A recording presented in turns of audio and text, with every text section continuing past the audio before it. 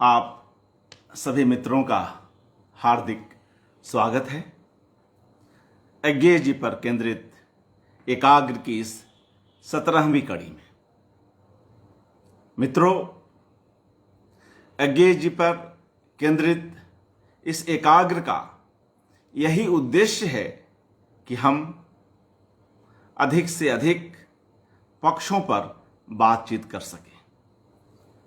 उनके रचनाकार की जो बहुलता है, जो उनका अपना एक सुदीर्घ उसका आयतन है, उन सब पर चर्चा करें और आज की तारीख में उनके लिखे की, उनके सोचे की कैसी प्रासंगिकता बन पड़ती है, इस पर बात करें। और तभी हम अलग अलग क्षेत्रों से लोगों को आमंत्रित कर रहे हैं, साहित्य और साहित्येतर दोनों, और उन सबको सुन रहे हैं। और इस तरह से अज्ञेय व्यक्तित्व और साहित्य दोनों पर ही पर्याप्त चर्चा हो रही है, जो अपेक्षित है। मित्रों, आज की इस कड़ी में हमारे साथ राम कुमार तिवारी जी हैं, कवि कहानीकार, और वे आज अज्ञेय के एक बेहद महत्वपूर्ण वैचारिक उपन्यास अपने अपने अजनबी पर बात करेंगे। इस उपन्यास पर आज भी जितनी चर्चा होती है, यह इस बात की ओर संकेत है कि कैसे इस उपन्यास के भीतर आई दृष्टि और लेखक की सोच हमारे अस्तित्व को, हमारी जीवन शैली को, पूर्व और पश्चिम के बीच के विभेद को सामने लाने का काम करती है। मैं राम कुमार तिवारी जी को आमंत्रित करूं, इसके पूर्व इस उपन्यास के बारे में एक शख्सियत, कवि उपन्यासकार राजेंद्र प्रसाद पांडे क्या लिखते हैं, इस पर केंद्रित अपने आलेख में उसका एक अंश सुन लेते हैं।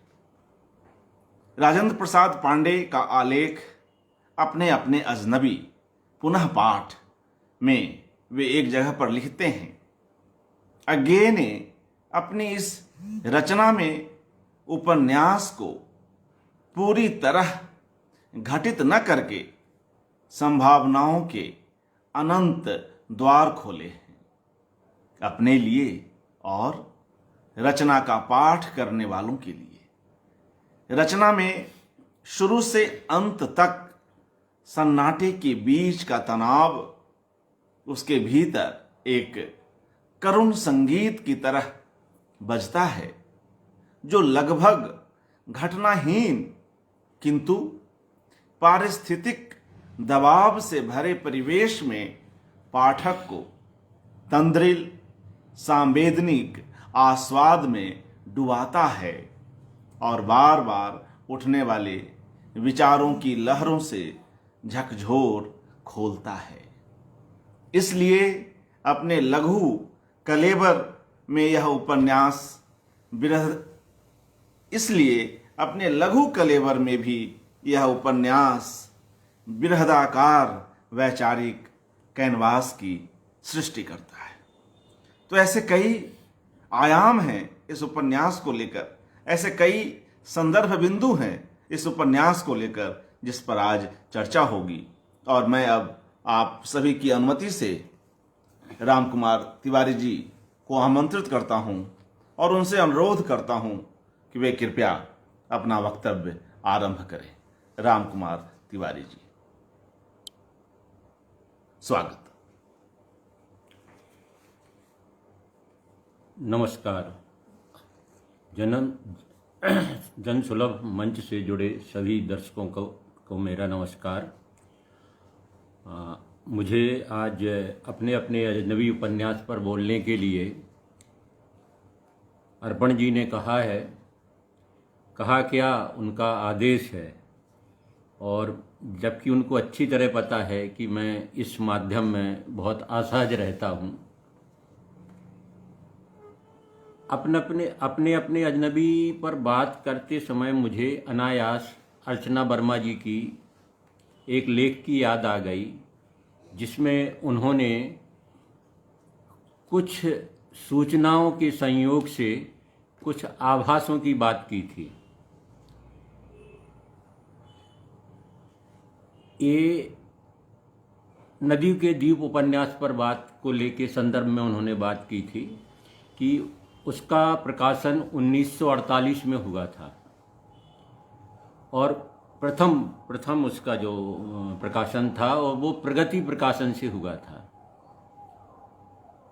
तो फिर ये बात जब राजेंद्र यादव जी से कंफर्म हो गई कि हाँ पहला संस्करण प्रगति प्रकाशन से ही आया था, तो फिर ये नाम जो प्रगति है ये क्या उस समय तक उस तरह से बटा हुआ नहीं था या दो खेमों में नहीं था, या सभी की एक सामूहिक प्रगति की अवधारणा थी, या सभी छोटी छोटी सी अपने मतभेदों के बाद या असहमतियों के बाद एक साथ प्रगति की ओर अग्रसर हो रहे थे, और वो समय कैसा था। कभी कभी लगता है कि बहुत सारे आग्रह दुराग्रह कहाँ से आए। हिंदी साहित्य के पूरे पर्यावरण की भी शनाख्त की जा सकती है कि 1936 में प्रगतिशील लेखक संघ का गठन हुआ, लगभग 1942-43 में तार सप्तक का प्रकाशन हुआ। तो उस समय तक सारी चीज़ें सामूहिक ही थीं। प्रेमचंद जी से लेके निराला जी, पंत जी से हजारी प्रसाद द्विवेदी जी, राहुल शंकरत्यान जी से लेके जिनेन्द्र जी, अज्ञेय जी, सभी लोग एक साथ एक परिदृश्य में ही थे, दृश्य का विभाजन नहीं हुआ। तो कभी कभी लगता है कि हमारे यहाँ देश काल की निरंतरता या परिदृश्य का विभाजन कहाँ से शुरू हुआ और कहाँ से वो वातावरण खंडित हुआ, या देश काल की निरंतरता टूटी या आपसी सामंजस्य टूटा, और वो किन कारणों से टूटा। इसकी पड़ताल उन आभासों में अर्चना जी ने बड़े ही छोटे छोटे इशारों से उस बात को कहा है उन्होंने।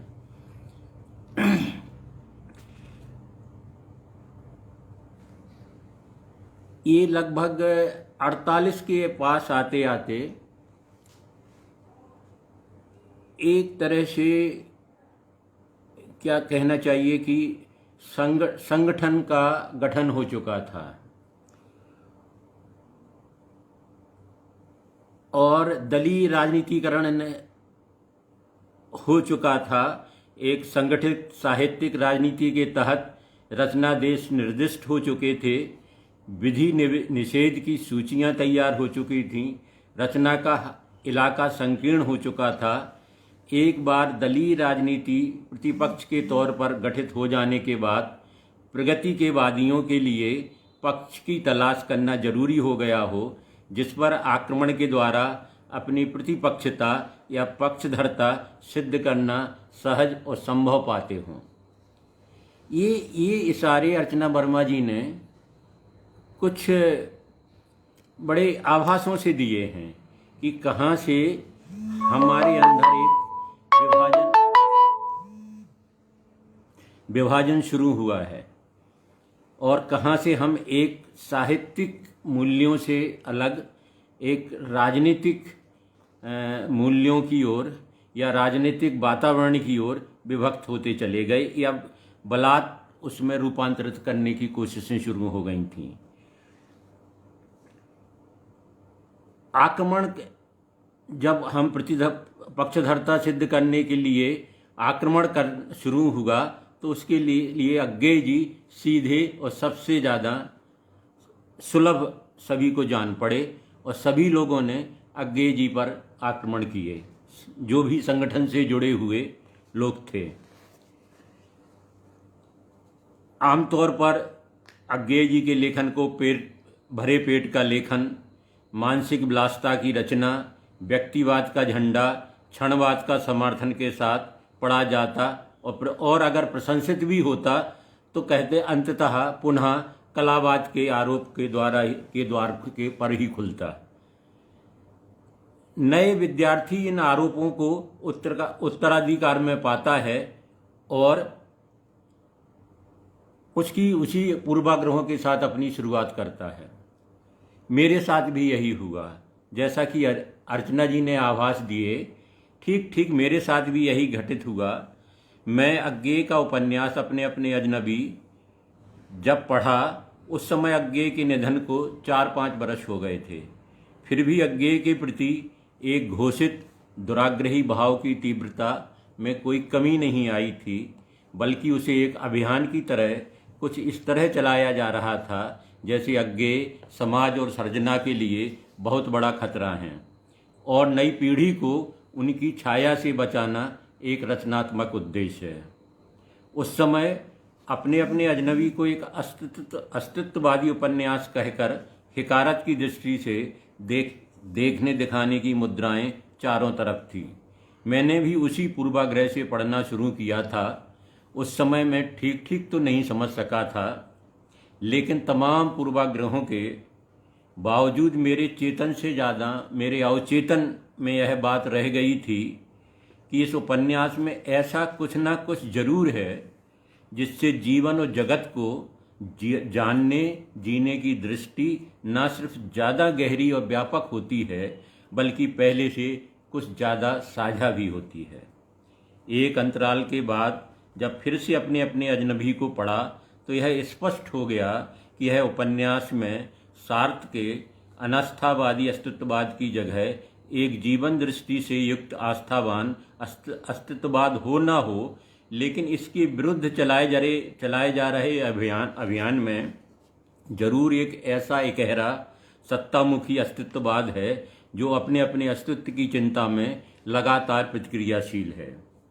और अब जब अपने अपने अजनबी को पर कुछ समय कुछ लिखने के लिए पढ़ रहा हूँ तो हिंदी भाषा कुल का सदस्य होने के नाते गहरे अपराध बोध से भर गया हूँ कि यह किसी का श्राप है या लंबी गुलामी की परिणति है कि हम आंतरिकता की दीप्ति से आलोकित अपने ही सृष्टा के रचे को इस तरह बिना विश्लेषित किए उपेक्षा से भाव से कैसे देख रहे हैं।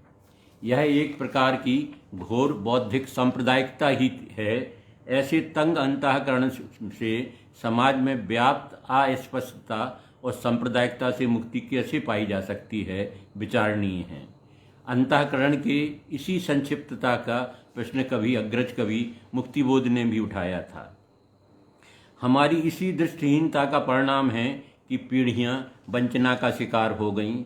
उनके अंतःकरण का आयतन आधुनिक बोध की बहुस्तरीयता से प्रकाशित नहीं हो पाया। यदि अज्ञेय की जीवन दृष्टि को खुले दिल दिमाग से आत्मसात किया गया होता तो हम इस आधुनिक सभ्यता की अनास्था, विषाद और नैराश्य से इस तरह नहीं घिरे होते, बल्कि आधुनिक मूल्यों की ओर अग्रसर कुछ अधिक स्वतंत्र, आत्मानुशासित और राग दीप्ति से भरे हुए होते। गांधी जी इस आधुनिक सभ्यता के पक्ष में नहीं थे। इसे वे शैतानी सभ्यता कहते थे। इसके अंतर विरोधों और सीमाओं को वे जान चुके थे। उन्होंने हिंद स्वराज के रूप में अपनी दृष्टि मनुष्य जाति के सामने रखी और उसके अनुसार जीवन भी जिया, जो इस कालगति में फिलहाल असंभव सा है। गांधी जी को यह पता था और वो कहते भी थे कि मैं जानता हूँ मेरा देश हिंद स्वराज के लिए तैयार नहीं है, लेकिन मैं अपने जीवन में इसका अनुसरण करूँगा। इस सभ्यता का मानवीकरण, इस आधुनिक सभ्यता का मानवीकरण उसके समस्त अर्जन के साथ सबसे अधिक संभव है तो वह अज्ञेय की दृष्टि में ही दिखाई देता है। व्यक्ति, समाज और देश के परिष्कार की वे बहुत अंतरतम से पक्षधर थे, जो एक वैज्ञानिक क्रम है। अज्ञेय का यह जीवन आग्रह रहा है कि तुम जो दीप पंथी को देने जा रहे हो उसमें अर्जित गर्व करने लायक स्नेह से भरा कुछ है, नहीं तो रीतता बुझता सा दीप पंक्ति के सौंदर्य की गरिमा को ही नष्ट कर देगा। और आज हम देख रहे हैं कि जहाँ से हम किरण की उम्मीद कर रहे थे वहाँ से घोर अंधेरा व्यापा हुआ है। आगे का यह जीवन आग्रह रहा है। आगे का कथन है, सभी को स्वतंत्र मुक्त कौन रखेगा, वही ना जिसने स्वयं स्वतंत्रता और मुक्ति का एहसास किया हो। स्वतंत्र समाज में ही समता उत्पन्न हो सकती है। वही समाज स्वतंत्र हो सकता है जिसका अंग इकाई व्यक्ति स्वतंत्र हो और अपने स्वातंत्र के उपयोग के लिए ही सामाजिकता का वर्ण कर रहा हो। आगे के यहाँ स्वतंत्रता एक मूल्य है जिसके बिना आधुनिक होना संभव नहीं है। अपने अपने अजनबी समकाल में होते हुए भी अपनी अन्वेषणात्मक दृष्टि के कारण भविष्य में इस तरह समाया है कि उसका उपेक्षित रह जाना कुछ हद तक स्वाभाविक है। जीवन के एक एक क्षण के लिए आगे में कैसा आकर्षण है, कितना जीवंत और संकल्प से भरा हुआ। आधुनिक हिंदी साहित्य में आगे शायद अकेले ऐसे सृष्टा हैं जिनके यहाँ दो ध्रुवीयता इस हद तक एक ही रूप में अस्तित्ववान हैं। आगे में पृथ्वी की तरह दो विपरीत ध्रुव उत्तर और दक्षिण के गुरुत्व से अस्तित्ववान एक ऐसी सृष्टि है जो हर पल कुछ न कुछ धारण करती हुई रचती हुई गतिशील है। आगे के यहाँ बहुस्थिरता पूरी गरिमा और सुरुचि के साथ समाई हुई है। उनके यहाँ जितना जीवन राग है उतना ही मृत्यु का सहज साक्षात्कार भी। आगे के यहाँ दो ध्रुवों से निर्मित ध्रुवीयता का आलोक ही मनुष्य में दबी हुई संभावना के अन्वेषण का आधार है, जो हर स्थिति में किसी को भी त्याज्य नहीं मानता, उससे मानवीय गरिमा के साथ जहाँ तक संभव हो संवाद करता है। अब अपने अपने अजनबी की लोकेल पे अपनाएं तो देखते हैं कि एक शहर है जिसके आखिरी किनारे पर एक नदी बहती है। एक सड़क है जो उसकी क्षितिज रेखा की तरह है। ढलान में हरियाली आ जाती है बाढ़ के बाद या बरसात के बाद, जहाँ शहर के लोग या सैलानी आते हैं उस हरियाली में। और उसी से लगा हुआ एक पुल है धनुषाकार, जिस पर लोग बात खड़े होकर फ़ोटो खिंचवाते हैं, चाय पीते हैं, बच्चे कुछ खिलौना रूमाल कुछ खरीदते हैं और वो एक पिकनिक जैसी जगह है।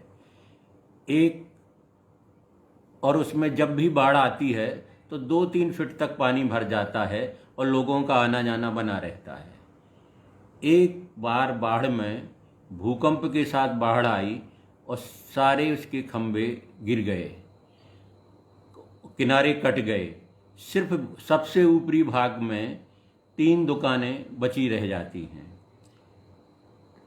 और इस आपात स्थिति में, इस आपातकाल में जहाँ सिर्फ 3 लोग बचे हैं, उन 3 दुकानों के मालिक, उसमें से एक है सेल्मा जो खाने पीने का सामान बेचती है, चाय बिस्किट वगैरह और भी खाने की चीज़ें, और वो उसकी मालकिन है। दूसरा है एक फोटोग्राफर जो सैलानियों की फ़ोटो खींचता रहता है। और तीसरा है एक जो खिलौने रूमाल फुग्गे वगैरह बेचता है, वो है यान। तो इन 3 लोगों की दुनिया बसती है। अब यहाँ आगे का एक जो मास्टर उपन्यासकार है, वो एक निश्चित तौर पे एक ये आइडिया उपन्यास तो है, एक युक्ति तो इसमें आती है ना।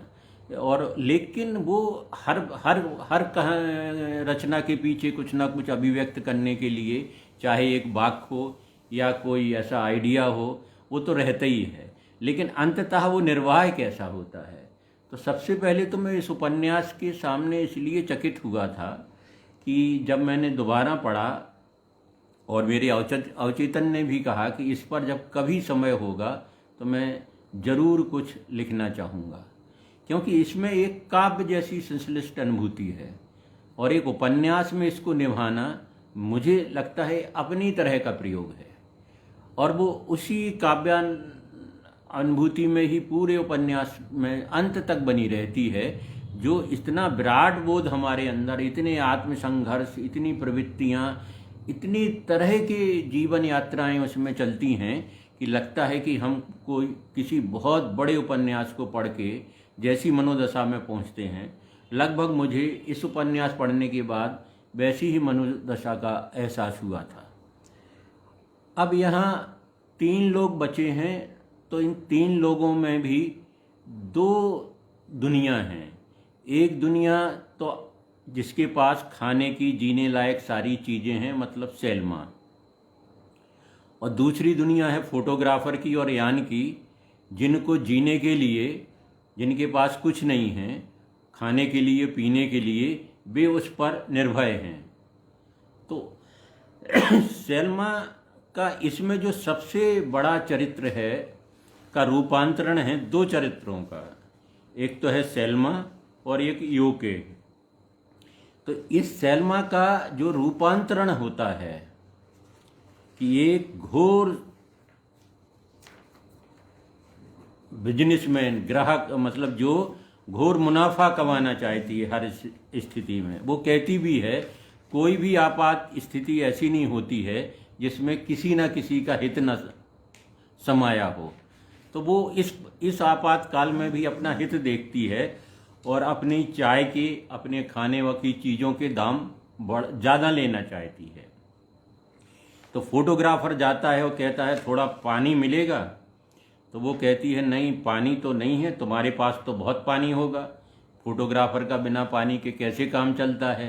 तो बोला नहीं, पानी तो था, लेकिन वो कंप के कारण जो शीशियाँ रखी थीं केमिकल्स की, वो गिर गई हैं ड्रम में और सारा पानी दूषित हो गया है। तो बोली पानी तो नहीं है, थोड़ा पानी है, कहो तो चाय बना दूं? तो बोला नहीं नहीं, चाय तो नदी के पानी से भी बन जाएगी। तो वो चला जाता है। अब ये सोचती है कि अगर ये चाय हम किसी तरह पानी के बहाने मेरी चाय बिक जाए, तो मुनाफा का भूत इस तरह सवार है कि ऐसी विकट स्थिति में भी उसका मनुष्य नहीं जाग रहा है। वो सिर्फ मुनाफा मुनाफा और मुनाफा का देख रही है। इसके बाद यान आता है तो कहता है कुछ खाने का मिलेगा? तो बोले हाँ। और तो वो एक गोश्त का, एक लिफाफे में गोश्त का टुकड़ा देती है। तो जब वो दाम पूछता है तो वो इतने दाम बताती है कि वो आश्चर्यचकित रह जाता है। वो उसको विश्वास नहीं होता है। वो दोबारा पूछता है। जब दोबारा दाम वही दाम होते हैं तो वो लिफाफा लेके चुपचाप चला जाता है। यह उसके जीवन में पहली बार हुआ है कि उसने बिना थैंक्स किए किसी से चीज़ ली हो। अब यहाँ अज्ञेय का इस जो आधुनिक बोध है या इस आधुनिक सभ्यता के लिए जो मूल्य हो सकते हैं, उसमें 3 मूल्य अज्ञेय जी इसमें सृजन करते हैं, जिसके बिना इस आधुनिक सभ्यता का कोई अर्थ नहीं रह जाता है। या इस तरह से कह लो, जैसे कुमार स्वामी जी ने कहा था कि इस आधुनिकता में तात्विक रूप से कुछ नहीं है, ये ज़्यादा दिन सरवाइव नहीं करेगी। लेकिन अज्ञेय एक सृजन करता है तो वो इसी सब आधुनिकता में इसको तात्विक आधार देने के लिए मूल्यों का सृजन करते हैं। तो एक मूल्य तो उनका ये है कि आत्मानुशासन। अगर ऐसी विकट स्थिति में यान और फोटोग्राफर सैल्मा की दुकान में जाके और खाने पीने की चीज़ छीन लेते और खा लेते, तब भी ये आज के संदर्भों में इसमें सारे तर्क होते कि ये कुछ भी गलत नहीं है, क्योंकि इस आपातकाल में ये बहुत सहज है। अगर वो नहीं दे रही है तो उससे छीन के लिया जा सकता है। लेकिन अज्ञेय यहाँ ये 2 दुनिया जो उन्हें देख रहे हैं, एक शोषण करने वाली और एक शोषित दुनिया है। तो शोषण करना चाहती हैं सैल्मा, और जो शोषित हैं उनमें हैं फोटोग्राफर और यान। तो ये 2 दुनियाओं के बीच में अब अज्ञेय यहाँ ना तो कोई क्रांति करते हैं कि जाके वो छीन लें उनसे, या वो कुछ ऐसा कि कुछ भी अपने आत्मानुशासन के विरुद्ध जाके कुछ भी कहें या उस पर दबाव डालें, कुछ भी नहीं कहते हैं और चुप रहते हैं। उनके अंदर का आत्मानुशासन इतना दृढ़ है कि अंत में फोटोग्राफर को पेशिश हो जाती है नदी का पानी पीने से, और वो बार बार रस्सी से डिब्बा डालता, नदी से पानी निकालता, पीता और अंदर चला जाता, पेशिश हो रही है, और ये अपनी ग्लास की दीवार से पर्दा हटा के देखती रहती है उसको बीच बीच में, और अंत में देखती है कि उसका रंग कुछ चेहरे का में पीलापन आ गया है। फिर गौर से देखती है, हाँ कुछ बुझासा है। फिर एक दिन देखती है कि एक कुछ समय बाद का फोटोग्राफर बाहर आता है और एक ऊपर सिर करके एक अट्टहास करता है। तो वो अट्टहास जैसे इस पूरी दुनिया पर हो, जो ये स्वार्थी दुनिया है, मुनाफाखोर दुनिया है, इसमें एक ऐसा मानवीय अट्टहास करता है वो फोटोग्राफर कि यान भी उसमें थोड़ा सहम जाता है, और उसकी ओर जब तक जाता है तब तक वो छलांग लगा के नदी में मौत का वर्ण कर लेता है अपनी। इस दुनिया पर, इस स्वार्थी दुनिया पर, इस मुनाफाखोर दुनिया पर, इस पे अट्टहास करते हुए, इस अट्टहास से सैल्मा थोड़ी सी विचलित होती है। फिर कुछ समय बाद यान, दो लोग रह जाते हैं, एक यान और एक सैल्मा। फिर भी दुनिया दो ही बनी रहती है, एक साधन संपन्न सैल्मा की और एक साधन विहीन यान की। लेकिन यान ने जो गोश्त खरीदा था उसको वो भूनता है और जाता है सैल्मा के पास, और उससे कहता है कि वो सोचती है कोई कुछ खरीदने आया है, लेकिन वो कहता है नहीं, इसका मैं साझा करने आया हूँ। और उसमें आगे का जो साझा भाव है, जिसको हम आंतरिक रूपांतरण से, आंतरिक उससे, कोई वो एक बाहरी विधि विधान से नहीं, अंतःकरण से, जब वो कहता है जीवन वह कलेवा है जिसको जीवन देकर पाया जाता है, जीवन में देकर पकाया जाता है, और जिसको साझा किए बिना और कोई रास्ता नहीं होता है, तो वो उस गोश्त को साझा करता है। तो सैल्मा की जो एक कहना चाहिए स्वार्थी, अपने आप में घिरी एक मुनाफाखोर से की आत्मा में भी एक परिवर्तन होता है, एक रूपांतरण होता है। तो ये जो रूपांतरण है, आंतरिक रूपांतरण है, यही सभ्यता में को गढ़ते हैं।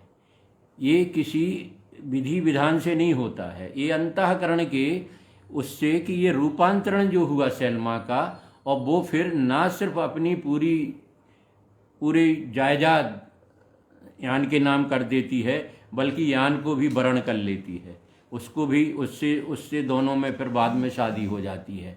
तो ये जो दो दुनिया थी, सैल्मा की और यान की, ये दुनिया रूपांतरित होके एक साझा दुनिया बनती है। यहाँ आगे उनके बीच में एक साझा भाव से एक होते हैं, समावेशी भाव से, ना कि किसी द्वंद्व से, किसी टकराहट से। और विशेषकर आज के समय में, जैसा ये युद्ध का समय चल रहा है, जैसे युद्ध के इस समय में जिसमें कोई स्वतंत्रता नहीं है, यूक्रेन के लिए कोई स्वतंत्रता नहीं है, रूस का कहना है कि नहीं, वो वहाँ नहीं जा सकता है नाटो के पास। तो स्वतंत्रता कोई मूल्य नहीं है इस सभ्यता में, इसमें कोई साझा नहीं है कि एक दूसरे से बात करके, संवाद करके इस युद्ध को टाला जाए। तो अंततः वह देश जो एक बड़े विचार का, जिसने पूरी दुनिया को एक समय प्रभावित किया था, मार्क्सवाद ने, उसका एक मॉडल बना था संयुक्त राष्ट्र, और वो देखते देखते कुछ ही दशकों में कैसे टूट गया, कैसे बिखर गया, अलग अलग हो गया। यहाँ तक कुछ नहीं है, ये होता है ऐतिहासिक चक्र में।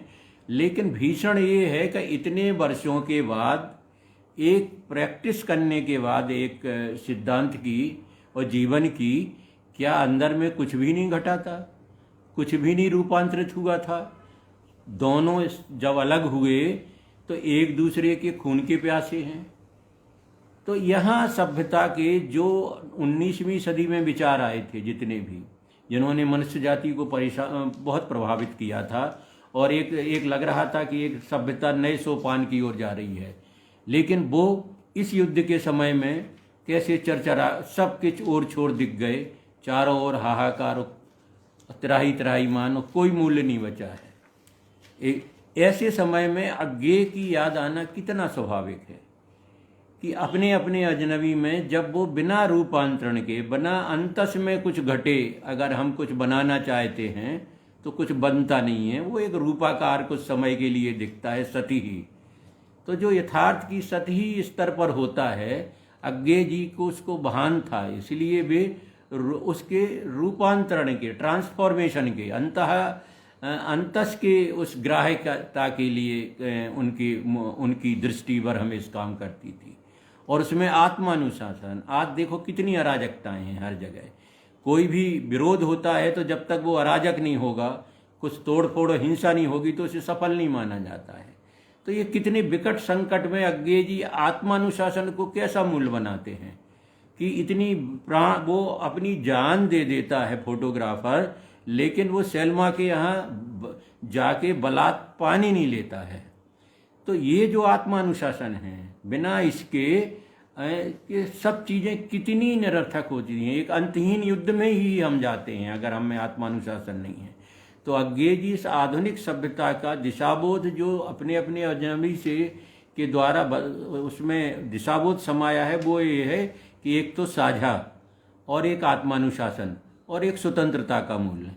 अगर ये हमारे नहीं आते हैं तो फिर हम एक अंतहीन, आपातकाल में एक अंतहीन युद्ध की ओर, जिसको विवेकानंद जी ने भी कहा था अपनी आखिरी यात्रा में जब वो यूरोप से आ रहे थे, कि यूरोप तो हमें एक सैनिक तंबू की तरह दिख रहा है। तो वो उसमें आखिरी यात्रा में जब विवेकानंद जी ने कहा था, या गांधी जी पूरी पश्चिमी को शैतानी सभ्यता कहते हैं, तो शायद उनकी अंतर्दृष्टि ने ये सब देख लिया था कि इस जीवन पद्धति से, इस दृष्टि से, इस विचारों से हम अंततः एक युद्ध की ओर ही जाएंगे। तो अज्ञे जी का अपने अपने अजनबी में दूसरा, फिर आगे का जो एक रूपांतरण है वो है योके का। जब सैल्मा शादी कर लेती है यान से, 3 बच्चे हो जाते हैं, और वो शहर छोड़ के अपने दूसरे दूर एक पहाड़ी, जहाँ बर्फीली पहाड़ के एक जगह पर जाके रहने लगती है, और बीच में एक दिन फिर यान की भी मृत्यु हो जाती है, और वो अपने बेटों के साथ रहती है। उसके बेटे गडरिया हैं। तो उसे जब पता चलता है कि उसे कैंसर हो गया है, तो उसके उदात्त अहाते में सैलमांग ने, जो रूपांतरण के बाद उसका अंतस बना था, कहीं ना कहीं उसके अंदर में गहरे इस बात का अपराध बोध था कि मैंने पानी नहीं दिया था, और पेचिश के कारण किस तरह से पूरी हमारी अमानवीयता पे अट्ठास करता हुआ फोटोग्राफर ने मृत्यु का वर्ण किया था। वो अपराध बोध कहीं ना कहीं सैल्मा के अंतस में बहुत गहरे टीस रहा था, और वो जानती थी कि बिना इसके हमें मोक्ष नहीं मिलेगा, हमें उतना ही अकेला अपनी मृत्यु के समय होना पड़ेगा जितना अकेला फोटोग्राफर था। कोई उसके पास नहीं था, पानी तक नहीं था। उसने जो मृत्यु वर्ण की थी, वैसी ही मृत्यु तो उसके बेटे चले जाते हैं नीचे अपनी भेड़ों को लेके, तो वो बताती नहीं है कि मेरे ये अंतिम महीने हैं और मैं नहीं रहूँगी, क्योंकि वो उस एकांत में मृत्यु का साक्षात्कार करना चाहती थी, मृत्यु को वर्ण करना चाहती थी, जो फोटोग्राफर ने किया था। तो वो उस अपराध बोध से मुक्त होने के लिए अपने जीवन को निरंतर यात्रा में, आप देखो कि कैसा दिशाबोध है जीवन का सैल्मा की, कि वो इतना ही नहीं कि वर्ण कर लिया, यान से शादी हो गई, नहीं, उस फोटोग्राफर की मृत्यु का भी एक गहरा अपराध बोध है, और उसको साक्षात्कार वो उसी तरह कर सकती थी कि जितना अकेला फोटोग्राफर था उतना ही अकेला सैल्मा भी रहना चाहती थी अपनी मृत्यु के क्षणों में। संयोग से वहाँ एक सैलानी लड़की आ जाती है योके, और उसका जो मित्र, उसके फ्रेंड्स हैं, और इसका जो अपना बॉयफ्रेंड है पाल, वो ट्रैकिंग में दूसरी पहाड़ी की ओर चल जाता है। फिर बोलता है आके हम यहाँ मिलेंगे, और वो सैल्मा के साथ रहने की, गेस्ट बनने की के लिए रुकती है। और फिर यहाँ अज्ञे जी जीवन के एक एक क्षण को, हर परिस्थिति में कैसे अनुभव, जिसमें काल का बोध, काल की चेतना अज्ञे जी की बहुत प्रखर थी, तो उन्होंने कैसे काल और जीवन के अनुभूत एक एक क्षण को किस तरह रचा उस समय में, जो एक क्षण ही था, एक तरह से काल से छिटका हुआ, जब तक वो बर्फ का पहाड़ गिरता है और घर में दब जाते हैं और दो प्राणी रहते हैं, दोनों एक दूसरे के लिए अजनबी हैं, लेकिन वे अजनबी होते एक दूसरे के साथ कैसे जीवन बिताते हैं। और उसमें योके का एक साक्षात्कार होता है सेल्मा से। सेल्मा जो है वो अब जीवन की ऐसी करुणा से भरी है जो दूसरों की ओर बहती है। वो अपनी ओर मुड़ी हुई करुणा नहीं है कि जो दया मांगे कि हमको कैंसर हो गया है तो बच्चे पास में रहें फलाना, नहीं, वो दूसरे की, उसको योके कहती है का कभी कभी लगता है कि वो निर्जीव चीज़ों को भी प्यार से आशीषती है, चाहे वो आग हो चाहे प्याली हो, तो उसे चिढ़ होती है का ये इसके अंदर कितना। लेकिन इस सारी जो साक्षात्कार है सेल्मा से योके का, इससे योके के अंदर भी रूपांतरण होता है। और वो जो ऊपरी सतही दोस्त, पिकनिक, यात्राएं और इसका मज़ा आनंद, इससे जो उसका एक जीवन का जो एक लय थी या वो जो जिससे वो परिचित थी, वो उसके लिए कोई मायने नहीं रखती। और उसके अंदर भी एक ट्रांसफॉर्मेशन होता है, वो भी जीवन को एक भिन्न दृष्टि से देखती है फिर अपने जीवन को। और जब सेल्मा नहीं रहती है, सेल्मा की मृत्यु करीब है, लेकिन वो कहती है कि एक धूप का टुकड़ा आता है कहीं बर्फ पिघलने से खिड़की से, तो वो कहती है देखा सेल्मा और आंटी, और वो धूप का टुकड़ा आया है, तो वो कहती है कि मुझे धूप के टुकड़े के पास ले जाना, अगर मैं दर्द से कराहूँ तब भी तुम नहीं रुकना, क्योंकि मैं धूप देखना चाहती हूँ। वो क्रिसमस के दिन गीत गाना चाहती है यीशु के लिए। तो ये जो जीवन है मृत्यु के एकदम देहरी पर, जो धूप को देखना चाहती है, वो एक गान गाना चाहती है, और वो तो ये जो अंतिम समय तक राग दीप्ति है, जीवन के अंतिम क्षण तक, उस साक्षात्कार से, उस अपने एकांत से, तो इन सब से जो योके का रूपांतरण होता है। तो जब वो बाहर निकलती है तो उसका बॉयफ्रेंड पाल आता है, अरे ये कहाँ थी, तो वो लगभग वैसी ही स्थिति होती है जैसे प्लेग में कामू के, वो जब बाहर निकलता है उसकी प्रेमिका उसके गले से झूमती है और उसे कुछ नहीं होता है, जिसके लिए वो पूरा मिस कर रहा था लगातार। तो ऐसे ही स्थिति लगभग योके की होती है। और वो जो पहचान थी पॉल से, वो अजनबी हो जाती है, क्योंकि अब वो योके नहीं रहती है, उसका भी रूपांतरण हो जाता है। और अंत में वो एक अपने पद के लिए, एक आत्मी दुनिया के लिए वो अकेली भ्रमण करती है, उसे लोग वेश्या कहते हैं। और अंत में फोटोग्राफर की तरह अपने लिए मृत्यु योके भी वर्ण करती है पॉइजन खा के। तो ये जो इस यहाँ पर दो बड़े रूपांतरण पात्रों के जीवन के होते हैं, एक सेल्मा और एक योके के। और एक जो आत्मा अनुशासन है फोटोग्राफर का और यान का, और एक जो साझा है सारी चीज़ों से।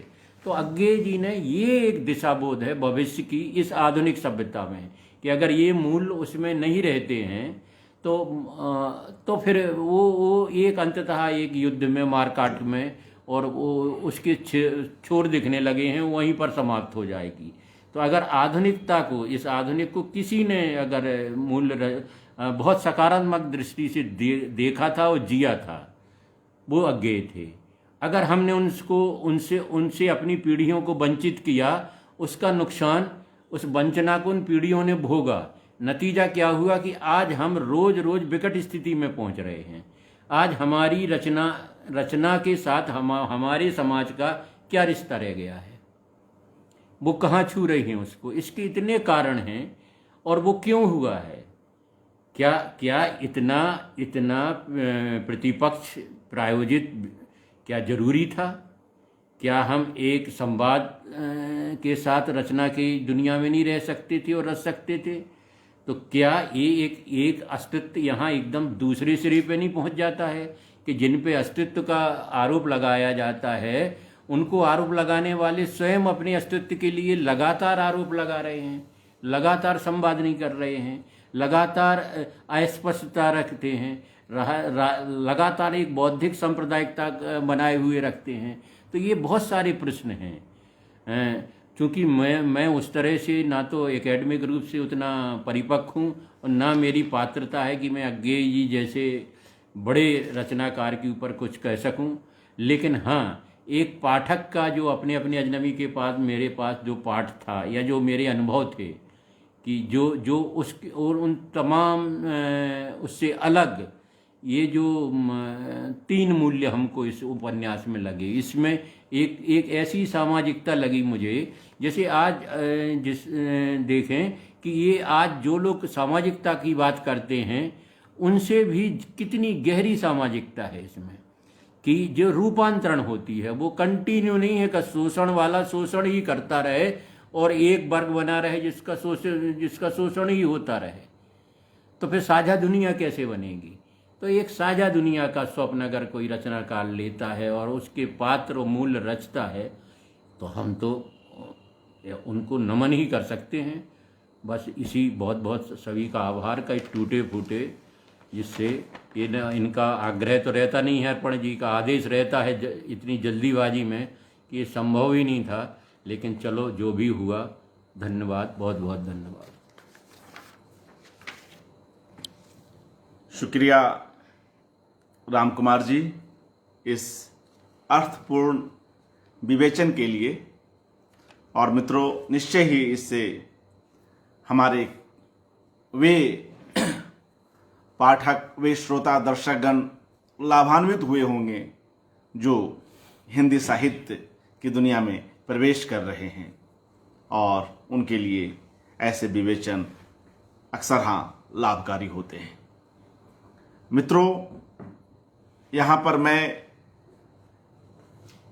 प्रोफेसर राम स्वरूप चतुर्वेदी जी की पुस्तक अज्ञेय आधुनिक रचना की समस्या में इस पुस्तक से कुछ उद्धृत करना चाहूँगा।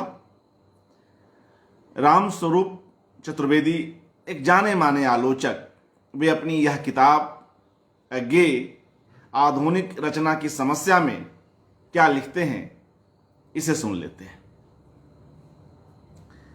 वे लिखते हैं, यह सही है कि अस्तित्ववाद से अज्ञेय ने कुछ बौद्धिक उत्तेजना पाई हो, पर अपने उत्तरकालीन कृतित्व में लेखक का यत्न यही रहा है कि भारतीय परिस्थितियों में अस्तित्ववाद से भिन्न और अधिक संगत दृष्टि विकसित की जाए।